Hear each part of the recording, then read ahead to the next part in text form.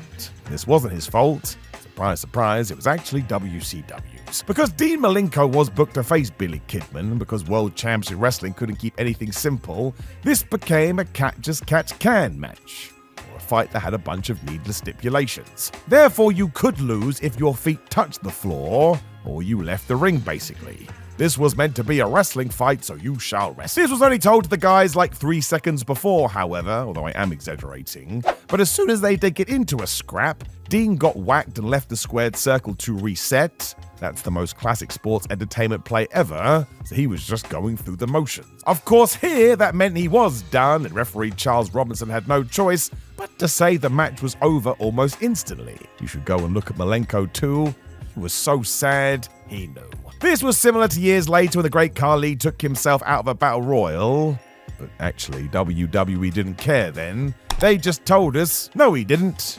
Okay, sorry, my mistake. Number 1, R-Truth wins the US title by defeating Shinsuke Nakamura of all people.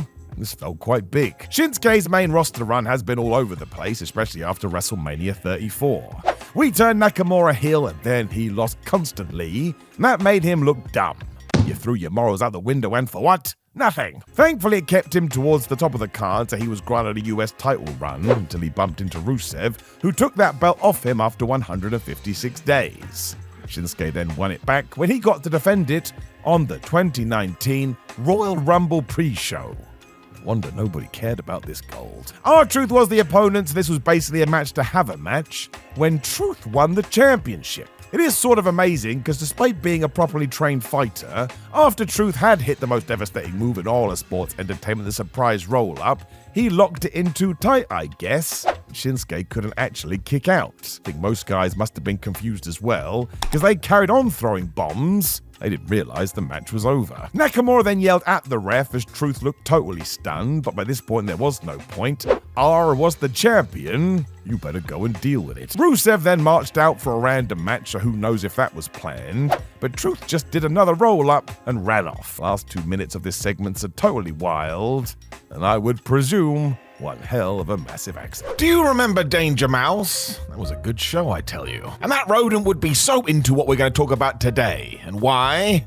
Well, it's all about danger. It does seem mad that wrestlers would do this, as you can choose to do whatever you want in the ring, but hey, mad respect to them, and please do subscribe, because here are the 10 most dangerous WWE matches ever. Number 10, Mankind vs. The Rock at the 1999 Royal Rumble. This Mick Foley man, while a lot of people misunderstood him, he totally knew how to garner sympathy, which was through utter pain. He would both give and take some serious blows, and look at the end result. one of the greatest baby faces ever. It doesn't mean it was always fun to watch. This Royal Rumble match has been spoken about ever since because while The Rock and Mankind had decided to lay in these chair shots, it was only meant to be a few. We can ruin Foley's head with the less is more approach. It did not go that way. Instead, it sounds like the People's Champion got carried away and smacked Mick about 11 times, and each one of these was worse than the last. By the time we got to the final couple, it was way over the line. Should never have happened. Foley also had his hands handcuffed behind his back, so was taking these full on in the skull, and even he regrets this because of course you would. With what we know about concussions these days too, sheesh. If you do want the real story, watch the Behind the Mat documentary as you get Mick's family's reaction to it too, because they just so happen to be in the crowd. It does not make for fun watching. Never again. Number 9, Edge and Christian versus the Hardy Boys at No Mercy 1999. What the hell was going on in 1999? Clearly wrestlers decided going nuts was the way, and the risks multiplied from nowhere. It does make sense, kinda sadly, because the business was booming to such a degree, young stars realized if they could make enough noise, they'd make their way up the card. Say hello to the Hardys, Edge and Christian. For starters, this was a ladder match before WWE went crazy with them, so it had a real unique quality to it, and these four decided to take all the other ones the promotion had done and blow them out the water. Even though No Mercy was headlined by Triple H versus Stone Cold Steve Austin, this is all people were talking about after the fact. You likely wouldn't understand the danger today just because it's been surpassed, but that's due to what they did here. Flying off ladders, into ladders, under ladders. If it was going to get a reaction, it was on the table. Safety be damned. The peak was Jeff Hardy jumping off one ladder onto another as Edge laid there waiting for death. And this was replayed for months. How they all walked away unscathed, I will never know.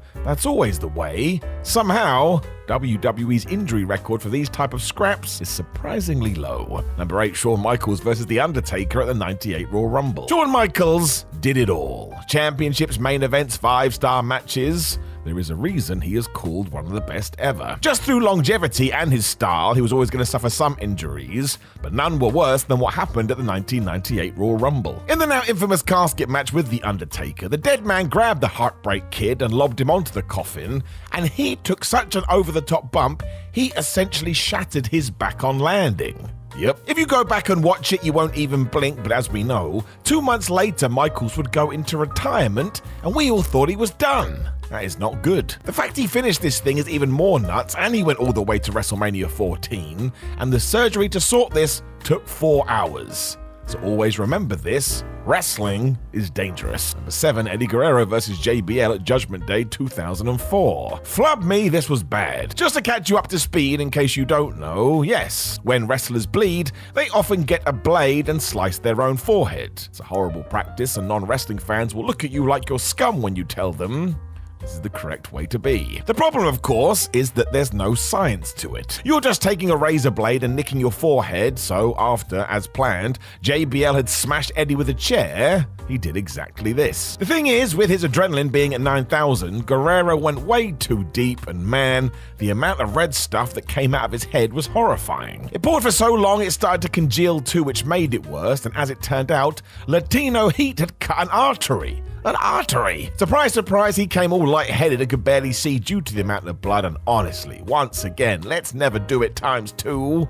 I suppose it added to the match, but when you know the truth, scary. Really, really scary. Number 6, Bart Gunn versus Butterbean at WrestleMania 15. Why did we think this was a good idea? Well, I'll tell you. After Bart Gunn had surprised everybody when he won the Brawl for All, WWE got mad. As it was a shoot fight tournament, they hoped Dr. Death Steve Williams would get the W, so when he didn't, somebody had to be punished, and that person was Bart Gunn. It was dumb. Really, we should have just pivoted and pushed the guy, but instead, WWE hired Butterbean to take on Gunn in a boxing match at WrestleMania. And do you want to know why this was insane? Because Butterbean was a professionally trained boxer. And sure, he was somewhat of a circus fighter, but who cares? Gunn wasn't in this bracket, so shockingly, as soon as the bell rung, Butter whammed him so hard he fell down and was out cold. It still looks awful. If you need more proof, just go and watch the thing as to why this was dangerous, and it ruined Bart's career. There was no coming back from this, and he was released soon afterwards. It is totally unfair. Number 5, the four-way ladder match at Armageddon 2006. So look at this bizarre tandem. At the 2006 Armageddon, Paul London and Brian Kendrick took on Eminem, who took on William Regal and Dave Taylor, who took on the Hardys. Plus it was a ladder match. WWE's tag team scene often goes off the rails. You'll also notice that's a lot of people for a ladder match, because everybody was leaping around instantly. These climbing tools became a problem. Just ask Joey Mercury. Because when a bunch of ladders were set up like a seesaw, Jeff Hardy leapt onto the pile, and when it flew upwards, it smashed Joey in the skull so hard his face exploded. I'm not joking. Looks horrible. The official diagnosis was it crushed his orbital bone and broke his nose in 4 places. And listen to what Mercury himself said about it. I have 5 stitches on the inside of my nose and my cheek, and 15 stitches on the outside of my nose and cheek. My left eye is swollen shut, and I have continual internal bleeding from my nose and my eye. Doesn't sound good, does it? And the fallout could have been so much worse than it was. He also had to leave the match immediately, though, which is a rarity. Just horrible. Number 4, Triple H and Steve Austin versus Chris Benoit and Chris Jericho on the May 21st, 2000 Raw. Triple H is one tough son of a gun. This match has gone into wrestling folklore now due to what happened to the game, but yeah. When he went to break up a pin courtesy of Chris Jericho, as soon as he planted his foot, Hunter's quad came tearing off the bone. This is not good. Describing it as feeling like somebody had taken a hot welding iron and pushed it into his leg. He even felt the muscle roll up his thigh. I will tell you right now, I never want to experience that. Triple H even told this to the ringside doctor, who essentially replied that he was totally wrong because nobody does that to their quad, and yet this guy finished the match. As it is a leg injury, I think we overlook this, but it absolutely could have ended his career. The rehab was brutal. The real what the hell moment is when the King of Kings tells Chris to apply the walls of Jericho on the table as planned, and can you imagine the pain? The answer is no, unless you're the dude getting stretched. I don't think anybody can. And why the flub would you want to anyway? Number 3, Edge vs. Mick Foley at WrestleMania 22. I mean, they set a table on fire. The end. I'm not sure whether you know, but fire is nobody's friend. Not like it's aware it's in a wrestling match, so plays nice. If anything goes wrong, that's it, you're dead. Hence why this was potty. I suppose this was always on the cards as it was a hardcore match. We know Foley is constantly looking for ways to outdo himself. That's why even before the flames, he hurls himself into Simba the Steel Steps head first. You've never seen anybody else take it like that. Radar Superstar wanted some of this too, and he gets whacked with a barbed wire bat. And one way or the other, that just hurts. Go look at his face when he also gets hit with the barbed wire mandible claw. Actually gives me the heebie-jeebies. This stuff doesn't get discussed because, yeah, Edge does set up a table with Lita pouring lighter fluid on the thing before setting it ablaze as Edge spears Mick off the apron into this mess. Again, go look into their eyes. Horrendous. WWE personnel zoomed in to extinguish this too, which sums it up. Not sure we do this today. Controversy would be huge. Number 2, Owen Hart versus Steve Austin at SummerSlam 97. While we all know this story, it is still terrifying. During this match, Steve Austin broke his neck and really would never be the same again. It shortened his career and in the moment could have paralyzed him. As Owen Hart and Stone Cold were putting their match together, Hart suggested the sit-down version of the Tombstone Piledriver. Austin asked him to go with the regular one, which Owen allegedly agreed to, and then nope. He did it anyway. You can see this no matter what angle you watch it from, as when Hart falls to the mat, Steve's head is quite clearly not protected, meaning it gets spiked into the floor. Instantly, you can tell something is wrong because the rattlesnake cannot move. It is scary to see. As all wrestlers are bonkers, Stone Cold still performed the worst roll-up you've ever seen to get the planned victory. That was the least of anybody's concerns. Austin has said many a time he thought this was it. It is important to highlight this because on paper it didn't seem that dangerous at all. It was just 2 top workers having a singles match. But therein lies the point. I've said it once, so I'll say it twice. Wrestling is dangerous, people. So please be careful. Number 1, Mankind versus The Undertaker at the 1998 King of the Ring. You knew this was coming surely, and here's why. Slap your head. Mick Foley could have died. Let's not pretend otherwise. Amazingly, it's the less talked about second bump that opened this door, although the first one is still unreal. Within seconds, Mankind and The Undertaker are fighting on top of the Hell in a Cell when the dead man grabs Mick and throws him to the floor below. 25 years later, and I still can't believe it. I use these words loosely, but Foley does land as perfect as anybody could have done, although the list of injuries even at this point was obscene. I mean, he ruptured his kidney on impact. Because they're crazy, they then go back up when, yep, Taker chokeslams Mankind into the mesh where the roof gives way, flub me sideways. This is why it is this fall which is so awful. That was not meant to happen, meaning Foley crashes into the old school WWF ring as a chair also lands on his face. You ever wonder why there's a tooth sticking out of his cheek? He got wrecked. The war continued with more weapons and thumbtacks, and let's face it, Mick Foley just isn't human. How he continued I never know, but what a dude. But the fallout was bad. Even Vince McMahon went to him and said he's never allowed to do anything like this again. It's an absolutely insane battle, and I'll tell you right now, it will never be topped. Wrestling should always tease. You don't want to go too far and trick fans, but if there is a way to inject some fair excitement into proceedings, do it. Keep that interest up. A lot of time, that's exactly all this is too. Companies just want your eyebrow to raise while we're actually heading in a totally different direction. It usually means if we want to return to at any point, we can. So what were some of these outliers that made us go, what the flub? I am Simon Miller, and here's the truly wild, almost ran WWE matches. Number 10, Umaga versus Jackass. October 2006, Monday Night Raw. Umaga did indeed destroy a lot of the Jackass crew. He didn't do this for fun either. WWE generally wanted to do this match, and even had it penciled in for SummerSlam the next year. It eventually was a total mess because Steve-O and Chris Pointius found the whole thing so funny they laughed through the beatdown. You can guess how that was taken by other people. The rest of the locker room and management was super mad. It meant this all got dropped until it was the USA Network who asked for it to be brought back, which is when we hit reset. WWE could reintroduce the war at the Great American Bash before doing the handicap match. Shane McMahon was super involved too, so it had the backing, but ultimately I think the damage was already done. Neither side could meet in the middle, and the whole concept was thrown out the window. Umaga was the Intercontinental Champion come that summer and worked a three-way with Mr. Kennedy and Carlito instead. I do not know what the Jackass crew were doing. Something unhinged, no doubt. Number 9, Steve Austin versus The Coach. Thank goodness we did not do this. Don't know what WWE was thinking with their use of Steve Austin after he retired, but this wasn't it. It was all part of Taboo Tuesday 2005, and yeah, to get the Rattlesnake on the card in a way he'd be safe, we decided he should face The Coach. Who exactly wanted that? According to the opponent himself, it never happened for one big reason: Austin never turned up. Yep. This was on The Coach's podcast, and he admitted he was disappointed, mostly because Stone Cold had indeed decided this was not a good idea. Don't forget, it would have been Austin's first official match since The Rock at WrestleMania 19. Look at it this way. Steve making choices like this made his big return at WrestleMania 38 even more special.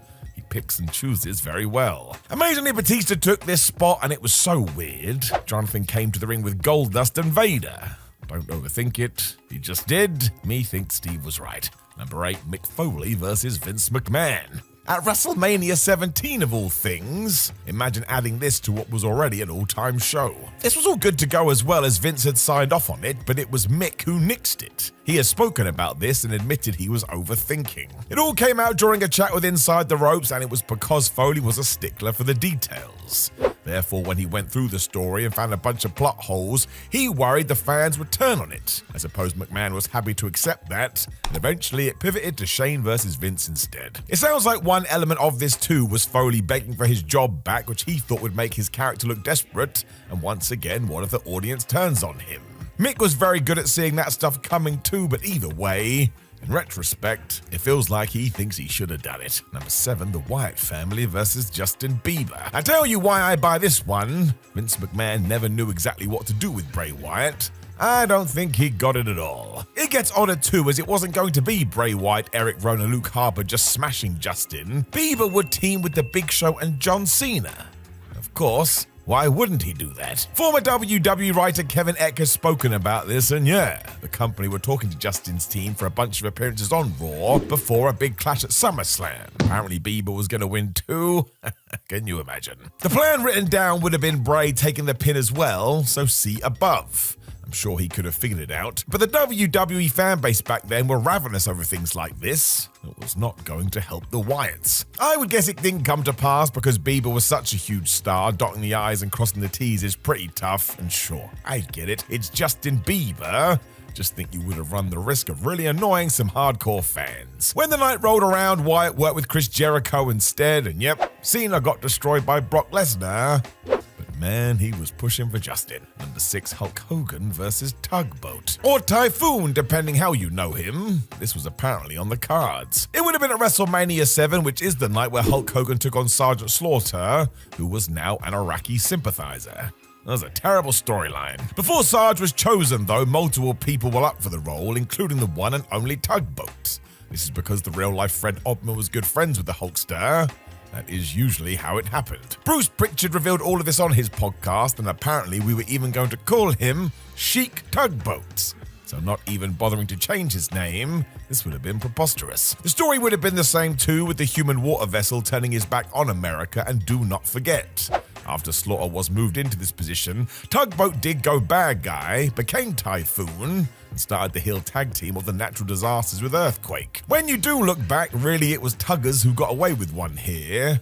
WrestleMania 7's main event was not good. Number 5, Roman Reigns versus Adam Pearce. I don't know if this one was ever thought about for the 2021 Royal Rumble, but WWE definitely considered it for one show. Just watch the TV. It is important to remember that this was towards the end of the pandemic where there were no rules. So yeah, Adam Pearce is a former wrestler, dude used to be the NWA champion. One day we could still see him fight in a WWE ring. When we did get into January of that year then, Roman Reigns and Paul Heyman decided Pearce was a real issue because he kept sticking his nose into bloodline business. From nowhere, a graphic then appeared saying it would be Roman versus Pearce in a last man standing match at the pay-per-view, when of course the story took a turn and Kevin Owens took that spot instead. This was believable enough though, as while people were surprised nobody really called foul on it, the head of the table had been an asshole to Adam. He deserved some revenge. Obviously, we're miles past this now, but I wouldn't be surprised if one day we get Pearce versus Nick Aldis.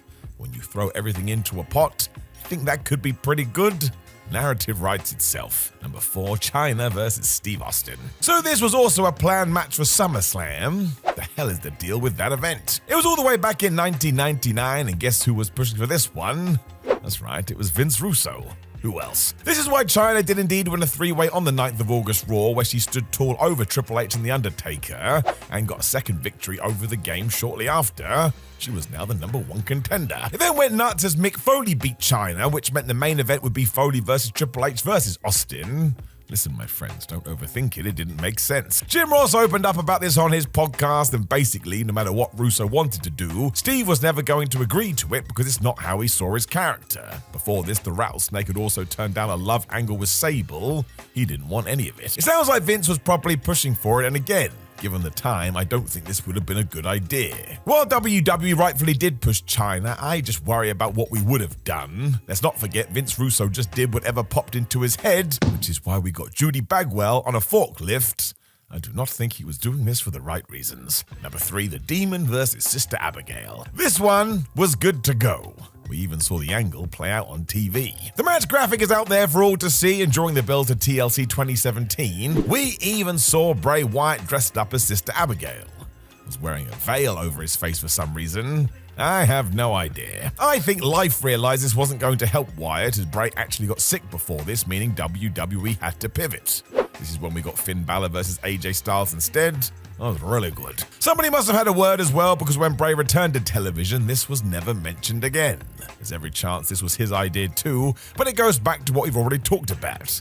If Wyatt had been given more free reign, it likely would have made sense. Then Vince McMahon got involved. Just a really bizarre situation. Number 2, Triple H versus Mike Tyson. Another WrestleMania 17 pitch, and do not forget, the only reason Triple H worked The Undertaker on that show is because last minute Vince McMahon realized he didn't have a story for 2 of his biggest stars.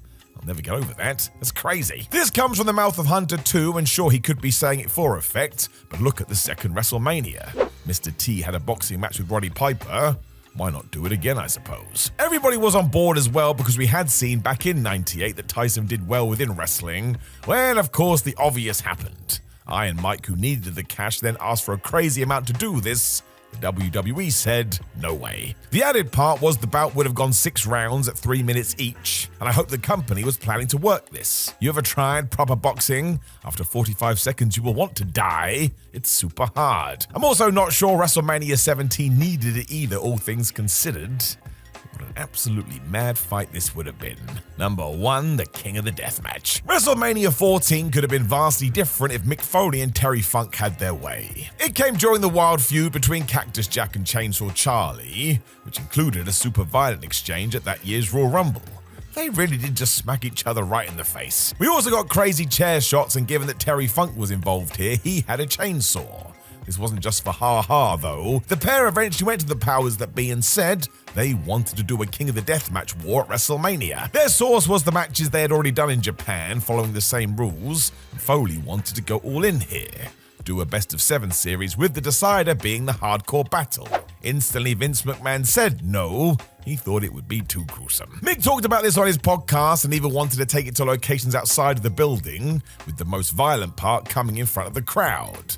Surprise, surprise, it was still a negative. If only AEW had been around. I actually think all things considered it was probably best we did not do this. Can you imagine how bloody it would have been? I'm not sure any of us would have actually recovered. The next time you find yourself in the middle of a rather embarrassing scenario, just remember that everyone from the man to the best in the world have gone through an equally or even more degrading experience in front of thousands of live fans. And they all ended up being just fine, right? So I'm Gareth from WhatCulture Wrestling, and here are 10 embarrassing matches your favorite wrestlers want you to forget. Number 10, Kane squashes the Prince, WWE Raw 2017. Right after taking down fellow one-time Bullet Club leader AJ Styles at 2017's Tables, Ladders and Chairs pay-per-view, Finn Balor went one-on-one with another former world champion on Monday Night Raw. But rather than allow the Prince to maintain his momentum on the back of besting Bray Wyatt and the Phenomenal One post-return from injury, Vince McMahon oddly decided this former Universal Champion would be the perfect person to feed to his returning Big Red Machine.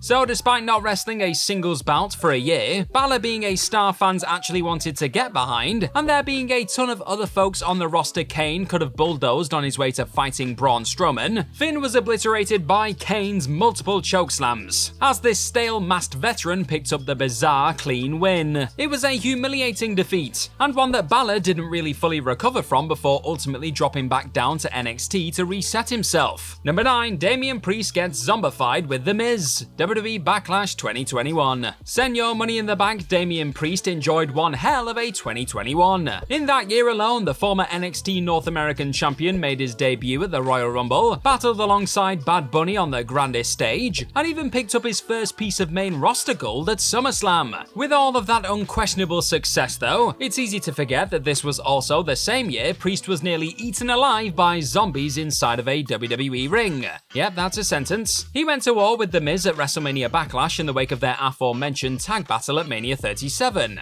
Only this match had a kooky twist. In an attempt to promote Dave Bautista's incoming Army of the Dead flick, WWE had precisely that surround the ring as lumberjacks for the pair's rather embarrassing showdown. And if the entirely cringy sight of Priest and Miz having to sell the threat of a horde of prosthetic boasting extras wasn't humiliating enough, the former was then forced to awkwardly fire an imaginary arrow up high, with the title of the Zack Snyder film responsible for this monstrosity of a blow-off match then popping up on a screen. And with that in mind, what is the silliest match that you have ever watched? Is it this weird zombie mayhem or something else? Let me know in the comment section below. Number 8, Lita is humiliated in her retirement match, WWE Survivor Series 2006. While the contest itself wasn't exactly awful, Lita's bout with Mickie James over the Women's Championship will forever be connected to the utterly horrendous actions that followed as Crime Time were soon sent out to humiliate the departing heel legend. That absolutely dreadful wholesale,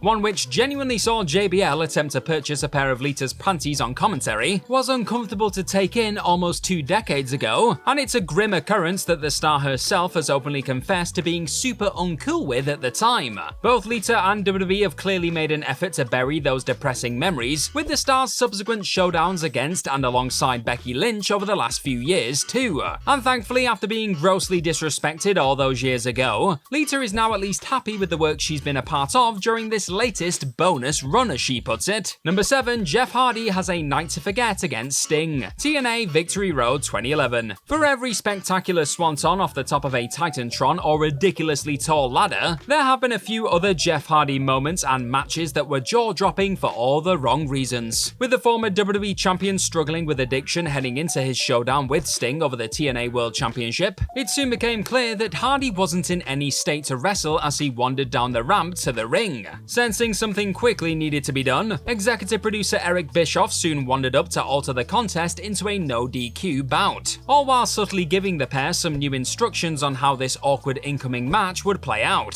Sting then proceeded to drop his opponent in just over a minute, forcing Hardy to the mat to end the disaster before things could get any worse. Jeff would continue to struggle with his addiction outside of the ring in the years to come, of course, but this definitely still remains the lowlight of his generally adored in-ring career. Number 6, Britt Baker fights tooth and nail, AEW All Out 2020. With the world locked down and no fans in attendance, it was that 2020 scenario which led to the brilliantly bizarre Firefly Funhouse, Boneyard, and Stadium Stampede showdowns. But that early pandemic obsession with all things cinematic didn't always lead to unexpected gold.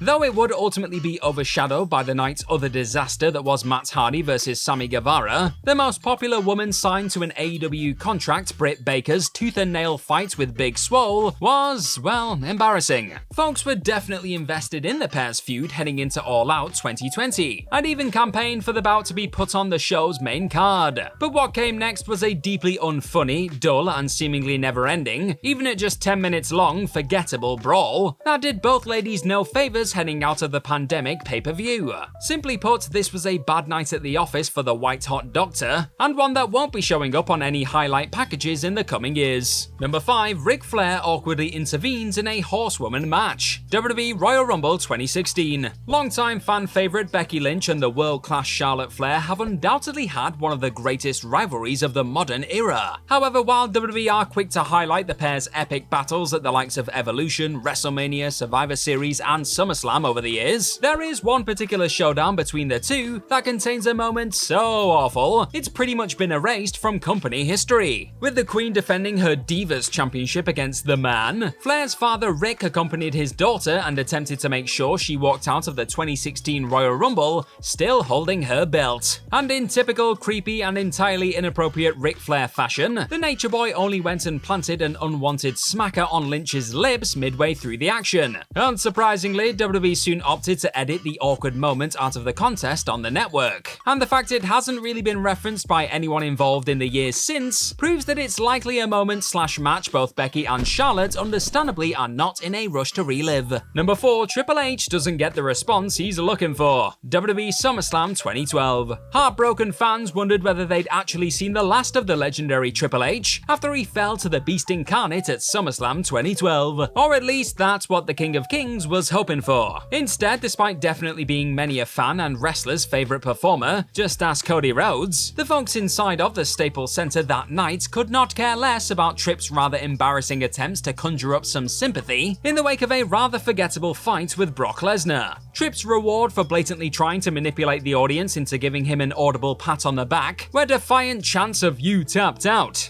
And even when fans did give him the forced cheers he was looking for, it felt like folks had simply seen right through the BS and were just trying to bring the embarrassing act to an end. What a disaster. Number 3, fans would rather beat the traffic than watch Roman Reigns and Samoa Joe. WWE Backlash 2018. There was a point when a regularly rejected babyface Roman Reigns was on the receiving end of something even more embarrassing than booze. That all went down during the Big Dog's peculiar main event battle with Samoa Joe at Backlash 2018. With WWE oddly feeling that this not exactly hotly anticipated Clash of the Joes was a better choice of show closer than the multiple title matches found elsewhere on the card. Even weirder was the decision to have the two simply sit in the middle of the ring in rather dull submission holds for much of the contest, with some already knackered fans understandably deciding to cut their losses and listen to the chants of "beat the traffic." This wasn't exactly the first time people had turned on WWE's chosen one in a main event, of course, but it was perhaps the most humiliating humiliating. Number 2, Eric Bischoff pins Matt Jackson, TNA, May 2011. Before becoming All Elite and changing the industry forever, Matt and Nick Jackson found themselves bumping for total non-stop action wrestling from 2009 to 2011. They'd return to TNA/Impact Wrestling in the years to come, but it was during that initial period of wrestling as Generation Me when the eventual AEW EVPs were dealt one of the most embarrassing losses of their entire career. A defeat that the average AEW/Elite lover probably wasn't even aware of. At this time, former WCW and WWE man Eric Bischoff was serving as the company's executive producer and an on-screen personality who wasn't exactly a fan of Impact's X-Division lads. So Bischoff decided to book a contest that would pit a then Max and Jeremy against one of their idols Matt Hardy and a gi-wearing Bish. Now the Young Bucks versus Hardy section of the action actually wasn't half bad, but the second Bischoff got the late tag after Matt Jackson had been humbled by Hardy's ice pick submission, things took a turn for the humiliating. The grey-haired martial artist unleashed a few jarring strikes on the Young Buck. He then proceeded to tightly pin Jackson for the 1-2-3, like he was reuniting with a long-lost love for the win. Number 1, CM Punk is battered by Big Daddy V in his hometown. WWE No Mercy 2007. Now sure, the legendary CM Punk was at least able to technically defeat a fellow wrestler during his bout with Big Daddy V at No Mercy 2007, but he still didn't exactly walk out of the All-State Arena feeling like a winner. The hometown ECW champion hero was awkwardly smothered by the giant challenger during their less than 2-minute slog. And just as the Illinois crowd attempted to find even just a little bit of joy in the sight of Punk standing victorious post-Matt Striker intervention, the monstrous former Mabel repeatedly crushed the best in the world, bringing a night that Chip Magnet no doubt erased from his memory long ago to a painful end. In reality, all this contest will ever be remembered for is being arguably Punk's worst ever match, and another reminder of WWE's odd penchants for making hometown heroes look like geeks in their own backyard. I, Simon Miller, love nonsense. I actually have a t-shirt that I wear sometimes that says Goofy Wrestling for Life, and this ain't no saying, I totally mean it. WWE has always embraced such things too, even when they don't mean to. Because sometimes they put on matches and everybody kind of looks around like, well, what the flub is going on? So please do hit that subscribe button and prepare yourself, because this is the 10 most absurd, forgotten WWE matches. Number 10, John Cena versus Shinsuke Nakamura, with the winner getting Jinder Mahal. Even though John Cena had basically done it all in WWE when 2017 rolled around, when we learned that he could face someone like Shinsuke Nakamura, we all started to do the Dance of Joy, because in many ways, this was like a dream fight. You could even spin it as WWE's most important performer of the generation taking on one of New Japan's, which is why it was hilarious. When they did clash, whoever was victorious was going to take on Jinder Mahal. Now I get that sounds like a swipe at Jinder too, but I do not mean that in any sense. It was just so strange, because the week prior, Mahal had basically just been, well, an opening dude, and now he was the WWE champion, and no one had been given time to catch up. So basically everybody was asking, well, how the hell did he get into this position?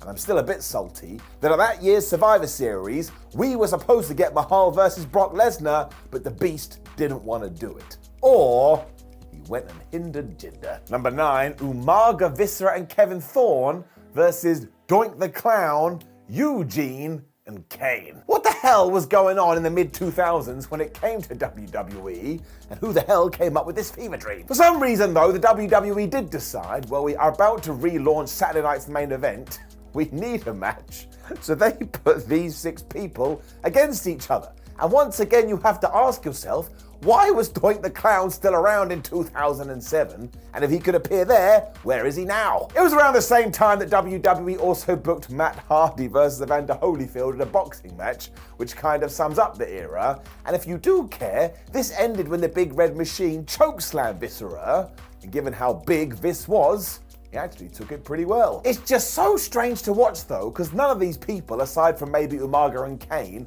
were treated seriously at all. So you lay there and you kind of start freaking out. Number 8, Bret Hart versus The Undertaker. No, we are not talking about their 1997 series, which was totally awesome. We are actually talking about 2010. after Bret Hart had come back to the company and definitely shouldn't have been put in matches like this. Existing to help move forward the Nexus storyline, obviously as soon as people found out about it, they were super duper pumped, and then before the bell even rang, here was Wade Barrett's crew, and they basically just beat up The Undertaker until Kane made the save. And if you're wondering where the Hitman went during all of this, we're never going to know, because he just vanished. Now this was of course because of Bret's condition and nobody should have been touching him, but surprise, surprise, everybody went boo after this did go down, because deep down in your tum-tum, of course you want to see Bret versus Taker.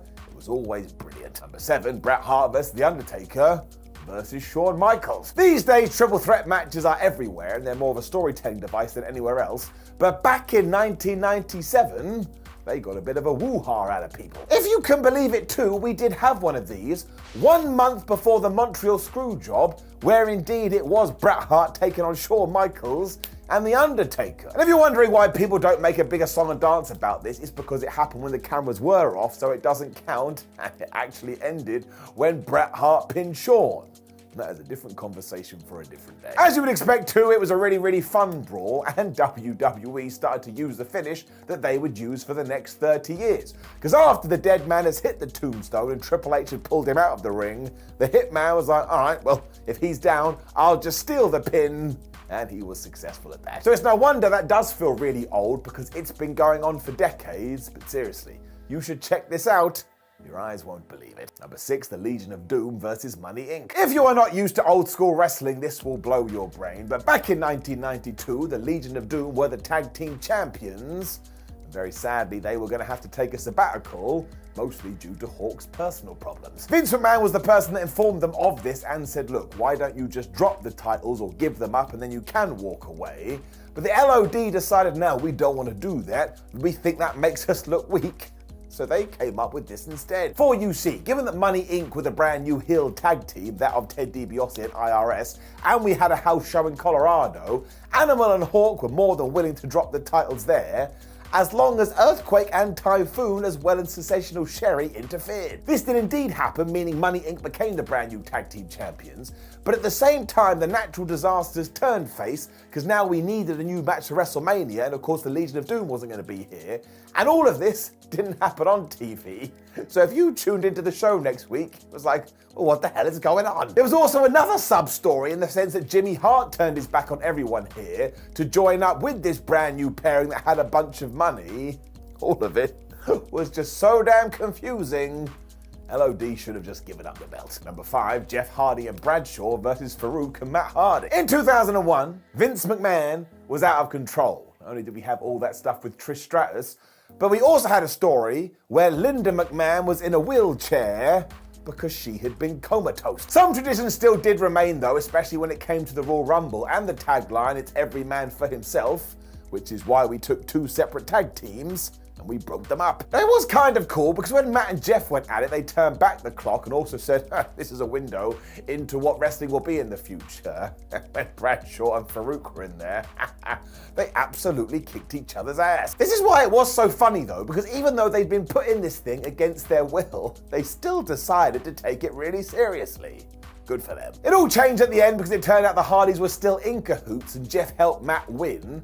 But then you were like, well, you're an idiot, Jeff, because in the record books, it's still gonna say that you lost. This is why it was absolutely absurd, but actually fair play to everybody in this, because they didn't play it for laughs and they told you should care, that feeling and emotion came out the TV, and lo and behold, we actually gave a damn. Number 4, Johnny Gargano versus Dexter Lumis in a love her or lose her match. I mean, the clue is in the title, and imagine if this happened in the real world. But in August 2021, down in NXT, a consenting adult was told, listen, I know you're in a relationship with Dexter Lumis, but he's going into a match, and if he doesn't do very well, you guys gotta break up. Now, I actually struggle to say this with a straight face because it is absolutely ludicrous, and of course, the damsel was Indy Hartwell. The best part about this is Dexter did lose, and then Indy Hartwell went, well, I don't care, I'm gonna stay with him. So she just did. It is only fair to say that the story was actually really good and some of the best stuff these two got up to, but it was also a waste of your time and a waste of your life. It's like me saying to you now, if you run in this door, I will give you $1 million, and you run in, I just turn to you and go, nah, I can't be bothered. Number 3, Kofi Kingston, Zack Ryder, and John Cena versus The Miz, R-Truth, and Kevin Nash. And Mick Foley was a special guest referee. It's like Reddit booking. Even better, this went down in the UK during their 2011 tour, where I think somebody decided we need to inject some fun into this situation.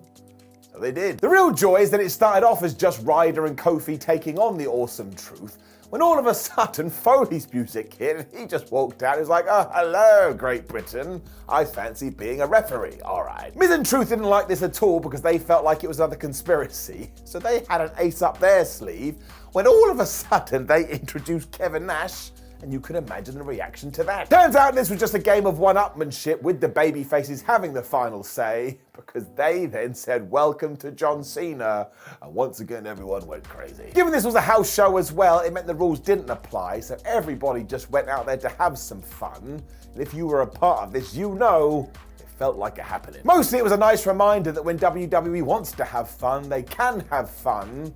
Those 3 letters, F-U-N, are the most important part about sports entertainment. Number 2, Chris Jericho, John Cena, Mark Henry, The Big Show, and Roman Reigns versus The Authority and the Wyatt family. I mean, this happened on SmackDown. Crazy time it was. And look at the teams too, because it did mean that you had Seth Rollins and Corporate Kane wearing his trousers, teaming up with Bray Wyatt, Eric Rowan, and Luke Harper. And even looking at that, you're like, nah, I don't think that works. On the other end of the ring too, we had John Cena, who was just coming off his massive beating by Brock Lesnar at SummerSlam. As for Big Show and Mark Henry, well, they weren't doing much of anything. Clearly WWE didn't think this was anything big either, because they didn't advertise it. And once again, if you sat down to watch the 3rd of September 2014 SmackDown, it was just there, even though it was pumped with star power. It didn't have any fallout either, so we just did it because we felt like we should do it. And the real shame is this when you can start to see the wheels coming off the Wyatt family. I don't think WWE ever knew what they should do. Number 1, the Street Profits and the Viking Raiders versus Tozawa and a bunch of ninjas. All you need to do is listen to that title again, and you will remember why the pandemic era was absolutely nuts. I mean, it's bad enough that it's down in the Performance Center. I mean, I can't handle these matches now. But you also have to ask the question, why is Tozawa a ninja? Where did he get these other ninjas? And why the hell are ninjas in wrestling to begin with? They also get absolutely wrecked by the Street Profits and the Viking Raiders. And this is so stereotypical, you'll think you've transported yourself back to 1985. Nobody remembers this for obvious reasons, and it's never been explained, which also goes for that match where the Street Profits took on the Viking Raiders, and it ended when they were chased away by a monster. And I'm not making that up. It actually happened. You can Google it, but take it from me, don't. I like dumb stuff. If you don't know, people get mad at that, but I can't help my brain. Wrestling still somehow seems to push the limits with that, though, because my gosh, the ideas that have come our way over the years. You know what, though? Even then, sometimes WWE does get it right. So I am Simon Miller. Here's the dumbest of dumb ways that were actually genius. Number 10, the Crybaby match. I mean, listen to the name. Doesn't exactly scream WrestleMania main event, does it? Back in the day, people tore lumps out of this thing too. They hated it. It was from 1996 in the In Your House 6 pay-per-view where, yeah, Razor Ramon defeated the 1-2-3 Kid, and as punishment for losing, the Kid got dressed up like a baby. Well, we just covered him in talcum powder, which apparently was the same. I went and watched this today, though, and yeah, it's fine. The silly stuff only comes after the match is done, and the work itself is great. Of course it was. Scott Hall and Sean Waltman are excellent. What the critics ignore is that Kid had actually been acting like a brat before all this, so he had justification too, and ultimately he got his. I thought that's what wrestling was meant to be. I would understand more if they were in diapers or there was a dummy on a pole or something, but no. It was just some goofy aftermath to embarrass the bad guy. Again, that was his job. So you don't have to like it due to your own taste, but an all-out disaster? No way. Number 9, the shortest Royal Rumble ever. What is the worst Royal Rumble? Most people will say the greatest Royal Rumble ever from Saudi Arabia because of the name, or there's the one in 1995. There's more to talk about there. The reason it annoyed fans so much is because of the 60-second intervals, which meant it zoomed by. Sort of felt like you were on drugs. All you need to do is go look at the WWE roster in the mid-90s though, and yeah, they were screwed before entrant number 1. No disrespect to these guys, but Aldo Montoya was number 20 and Mantar was 21. Why build that up for an extra 60 seconds? You're actually more likely to get some hate. So it's actually something Vince McMahon should have used more as self-awareness actually came into play. And I tell you, that never happened. Shawn Michaels was the winner, which was the right move, so we just added in proper stars like Bret Hart, the British Bulldog, Lex Luger, and Owen Hart as and when is necessary. So sure. In comparison, it's not that good, but for what the WWF had, they used it in the right way, and it deserves more credit. Number 8, Jackass at WrestleMania. I know this one is true because I saw it firsthand. When it became obvious that Sami Zayn would face Johnny Knoxville at WrestleMania 38, however, there were face palms all around. People could not believe it. It began at the 2022 Royal Rumble when Johnny popped up as a surprise, so essentially this carried on for months. What happened? Sami Zayn proved he was an all-time performer and gave us utter joy in a wrestling ring. The rest of the Jackass crew added to the experience, and it is a genuine delight to watch. All the beats work and you'll laugh out loud when you should. It's the perfect evidence that wrestling should always be a variety show. Again, too, it is all the credit to Sami Zayn. Everybody played their part, but it's clear this was his brainchild. Dare I say it? It was a mini masterpiece. Number 7, the House of Horrors. The match between Randy Orton and Bray Wyatt at WrestleMania 33 did not work. We did some weird things with overhead projectors. Most of the fans were confused. It happens. It meant we got to Payback 2017 and WWE announced a House of Horrors match between the two. But nobody knew what to think, because what the flub was that? It was, however, full-on cinematic before the pandemic, which counted for something. Yeah. Actually pretty good. It certainly wasn't the greatest of all time entry, but it definitely inspired WWE years later, and as ever, Bray just got it. He knew what to do to make these things interesting. It helped that it was a B pay-per-view, which WWE really wasn't taking seriously at the time. Jump forward to the future, and the company benefited from this template hugely. It made them realize what they could do when the world just stopped. The 6th, the greatest wrestling match ever. Even Adam Copeland has spoken about how mad this was. It's impossible to have the greatest wrestling match ever, because it all comes down to taste. Still, if we go to Backlash 2020, where once again WWE was suffering due to the pandemic, we took a recently returned Edge and Randy Orton, told them to go and rewrite the game. Yeah, good luck with that. Now, maybe somebody out there thinks they nailed the stipulation, but you can just forget about it. The match is very, very good, and reminded you that the Rated R Superstar could still go after almost a decade away. WWE knew what they were doing too, as they needed to create that channel, which wasn't there because fans had vanished, and all the small touches we threw in were quite nice. The production team were allowed to go crazy. It's also one of the few bouts you can go back and watch now. I suppose elements of this helped the Thunderdome too. WWE borrowed a lot from here. What a crazy time. Number 5, the custody of Dominic ladder match. So this was bonkers. But look, here we are in 2024 and we are still talking about it. SummerSlam 2005 did divide fans though, because how did this make any sense? Eddie Guerrero and Rey Mysterio were fighting over custody of a real human boy. I'm not sure the courts are going to allow that. The fact that condoms use it today justifies it for me, but also listen to who is involved. Eddie and Rey. They couldn't have bad matches if they tried, so even though the stakes were ridiculous, they made it brilliant. If you like the OTT side of wrestling too, this had everything you need. It's a bit like Scott Hall and Sean Waltman. When you have workers this good, you don't have to worry about the rest. They will make it work. It's also really funny, so yeah, this is all good with me. And given what has happened over the last 20 years, it will give you some good damn memories. Number 4, the gimmick battle royale. So if you watch my content, this won't surprise you. It is, as far as I know, the last appearance of one Repo Man in the WWE. Bring him back. It was WrestleMania 17 too, where we decided to allow a group of legends to compete in a battle royal, and look, it's not the best thing you'll ever see, but it's pretty darn fun. Bobby the Brain Heenan is hilarious on commentary as he bemoans how slow the Iron Sheik is getting to the ring. Some of the entrants here. Duke the Dumpster Drozy, for example. He wasn't exactly a legacy talent.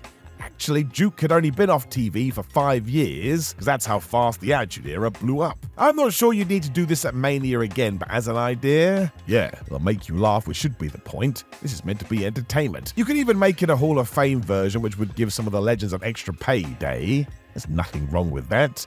And look, we do have 365 days worth of content to fill.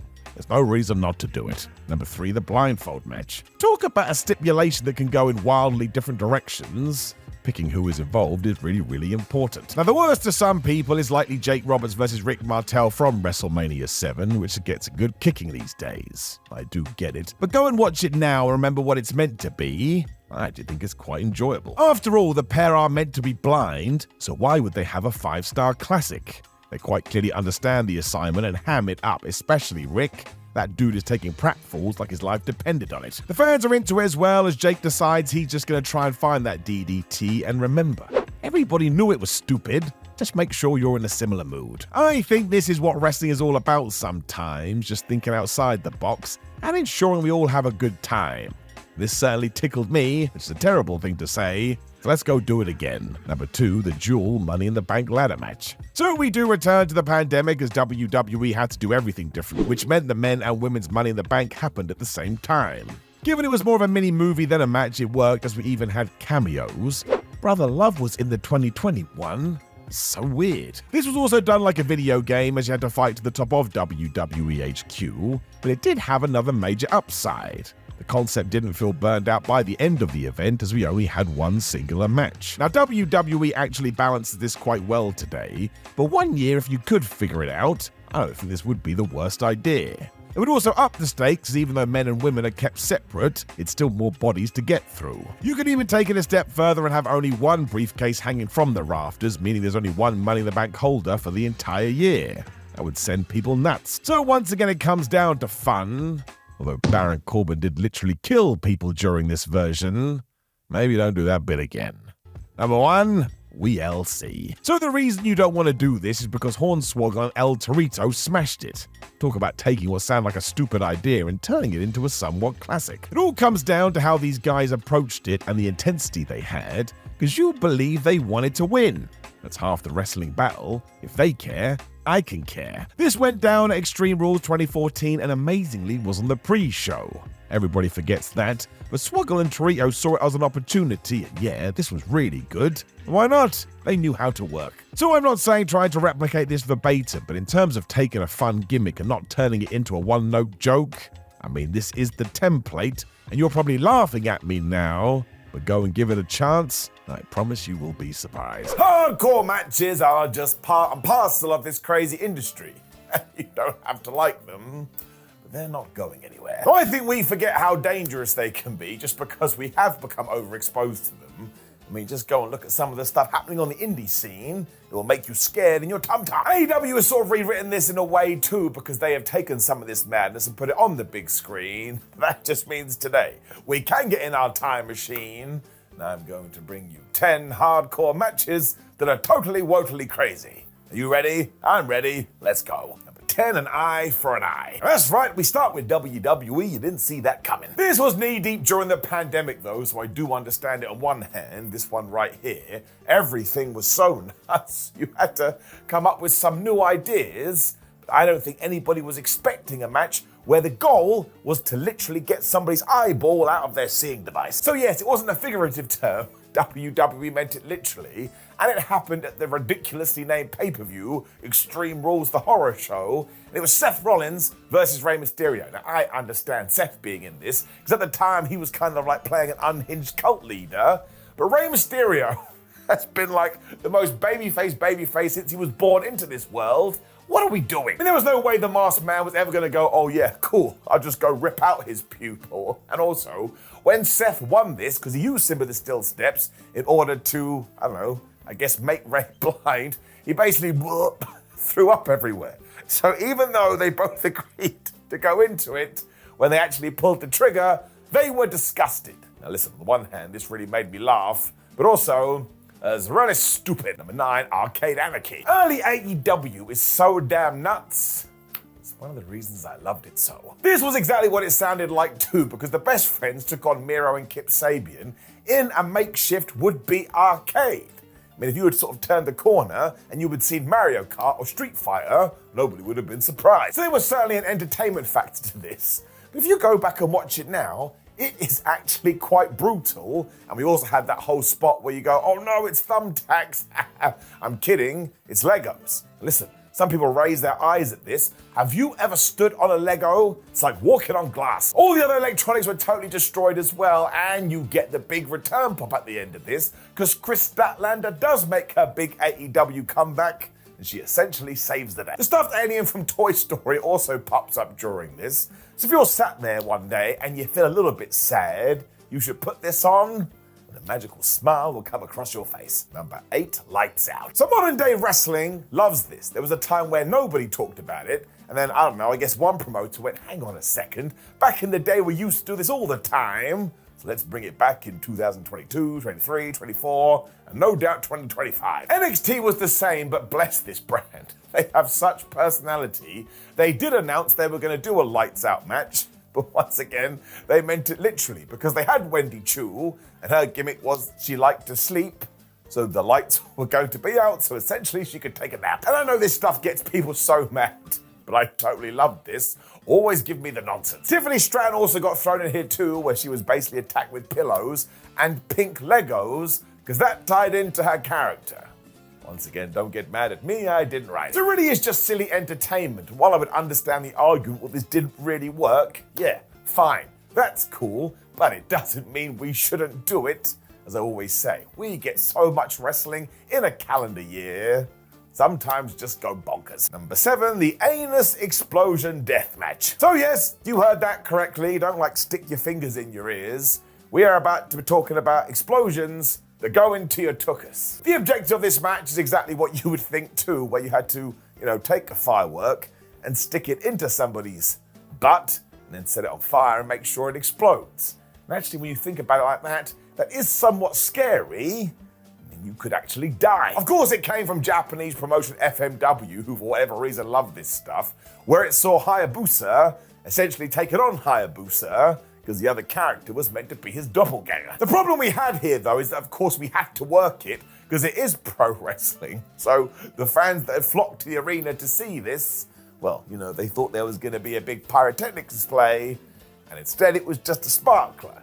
It wasn't actually that violent. You want to break it right down and you're a little bit weird, it was mostly kinky. Now this was for the best, because again, I don't want to see that on my television, but it was not what was advertised. So yeah, if you are going to talk about weird hardcore matches, well, in retrospect, that should probably have been number 1. Number 6, the King of the Road match. So WCW was always hilarious, not just in the year 2000, because they always had such grand ideas, it didn't really have the budget to back it up. It's what brought us to the uncensored pay-per-view in 1995, where Dustin Reynolds and the Blacktop Bully actually fought on the back of a truck that was speeding down the highway. Now, I've said speeding, that's a massive lie, and it's actually point 1 that I do want to talk about. That thing was going so slow that any danger was kind of pinged out the window. They're also scrapping in this cage that was on the back of the thing, and I guess it was meant to be inspired by Mad Max, but when we tried to execute this, well, it just didn't work. And very sadly, it got panned in the dirt sheets. Now, once again, I didn't want anyone to get really hurt here. And if we had done what people thought they were going to do, somebody likely would have died. When you do try and watch it as oh my gosh, wrestling match, well, nothing much happens because you can't fight on the back of a moving truck. I mean, it stands to reason. But as ever, bless WCW. Number 5, a dungeon match. So if only this had been what we would presume a dungeon is, which is essentially a lair where a dragon lives. It was not, though, and instead we were talking about Stu Hart's dungeon. And that's when the first issue cropped up, because so many wrestlers would talk about this place like, oh man, it's like hell on earth, and I hate it. And then we put Ken Shamrock and Owen Hart in a match in this room. That's the word. That's the literal word. It was just a room, and everybody was a little bit like, ha. This went down at In Your House Fully Loaded in 1998. And actually, it kind of changes tact when you do watch it, because these two guys whipped each other's ass, and also it was fought under submission rules. At one point, Shamrock's head just goes colliding into the wall, and that looks horrible. So while visually it's not that appealing, when you actually focus down on the work, yeah, it's not that bad at all. You also have to look at the timeline here, because again, it was in 1998, so this was only a few months after the controversial Bret Hart exit. Kind of surprised it was even allowed. So I wouldn't do this again, because I think it was a one and done. But in terms of trying to be a little bit creative and tap into something that nerd fans knew about, yeah, I'll just say it again, It's not that bad at all. Number 4, the Chamber of Horrors. So we have talked about this one a lot, and that's because it's totally wild. We do have to go back to 1991's Halloween Havoc, courtesy of WCW. And look at this flipping lineup. Because it was indeed Sting, the Steiners, and El Gigante, or El Gigante, how you pronounce his stupid name, taking on Cactus Jack, Vader, the Diamond Stud, and Abdullah the Butcher. And because it was a spooky time of year, we went and stuck them in the Chamber of Horrors. Now, sadly, while this should have been so bad it's good, it's not. It's just really dull. It's really long. And the cage we constructed here, well, it just looks a bit crap. It also meant we had to have toy caskets, shrunken heads, and of course the big electric chair. And that's how you won the match. You had to stick somebody in it and electrocute them. So if we had been doing ups and downs back then, we absolutely would have brought down the crime counter. Now, poor Abdullah the Butcher was the dude that was told you're going to have to do this, and he was clearly against it. Because when Cactus Jack flips the switch, Abdullah basically goes and vibrates for a little bit. You then get a terrible pyrotechnics display when Abdullah just gets up and he walks off. He doesn't sell it at all. So he's really bad. It's just terribly bad. And once again, I appreciate the creativity, but listen to this bored a-hole, don't watch it. Number 3, the Kennel from Hell. So you knew this was coming. In many ways, it's one of the wildest things the WWF ever did. Now, the story is massively important here, so I would try and fill you in like Craig David. But the big boss man had kidnapped Al Snow's dog Pepper when he said to Alan, "Why don't you come to my hotel room for a meal?" And while Snow decided to do this, I will never know. Because when they did sit down to have some dinner, the big boss man started to laugh because, ha ha ha, you have just eaten your pooch. Which means the boss man had not only killed this pup, but he had turned him into some sort of beef. Once again, I would pull down the crime counter and absolutely send him to jail. For some reason, that then meant we had to have the Kennel from Hell in a Cell match at Unforgiven 1999. And talk about pure PTSD, even though within the worlds of kayfabe, WWF knew that Al Snow had lost his pet, we still made him do this gimmick. We always had a bunch of dogs around ringside, but the dogs didn't know they were on WWF pay-per-view.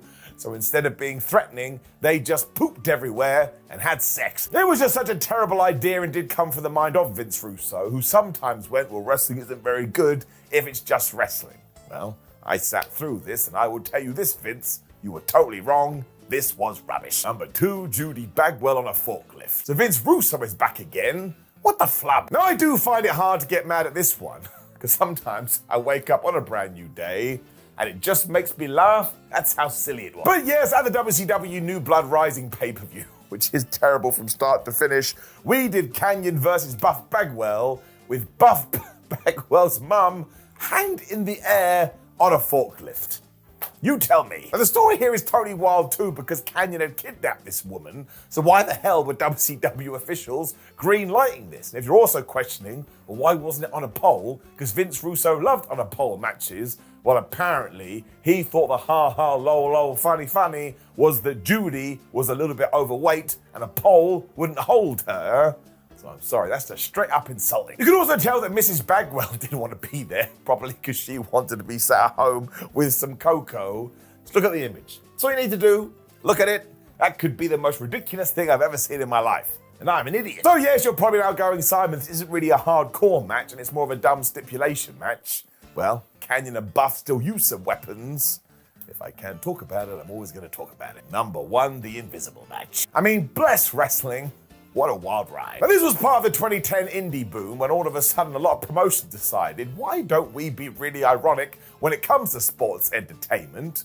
In many ways, it's how GCW made a name for itself. Because they did indeed book the Invisible Man versus the Invisible Stan, and actually you probably know the referee here. It was Bryce Remsburg, who has now made a name for himself in All Elite Wrestling. He had to carry this whole thing, and he's actually really entertaining, but you have to give a round of applause to the fans too, because they sold this like they could actually see 2 human beings, even though obviously there was no one there. And at one point they were calling horror, because yes, we were pretending that they were using weapons. You also get a bunch of 1-2-oohs and near falls that the crowd go nuts for as well. So I love this because it just stands to reason. If we are going to enter this creative world of nonsense, why don't we just open the door for everything and step on through? And you want to know why? because it's damn fun. And I do want to point out, I understand it's not for everybody, but just turn it off, because I can tell you from deep down in my Tootsie Toes, well, I absolutely love it. Now, of course, please do get in those comments below and let me know about the dumbest hardcore matches that have ever happened. I actually think if I was going to switch this list around, I probably would put Eye for an Eye at number 1. Why would you want to rip somebody's eye out? Also, please like the video, share the video, and subscribe. Click the video on the screen, which is me regaling you with yet more wrestling trivia. But otherwise, my friends, have a terrific day. See you soon.